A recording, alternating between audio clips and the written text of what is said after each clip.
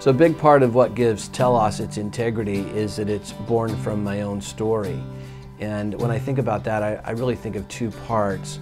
One is 20 years ago, I had what I call now my kind of crisis. And it wasn't a crisis of faith the way some people have when they're determining whether or not they believe in God. For me, it was more of a crisis of spirituality, of religion, of denominations, that sort of thing.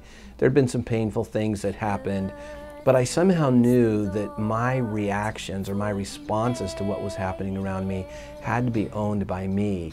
And that put me on this thing that I now call this journey inward. Well, second of all, the B part is that I could also see at that time that my life had a trajectory to it and that I was going to be given increasing levels of responsibility. And thus I knew I had to become the kind of person who would do the right thing when the right thing was needed to be done.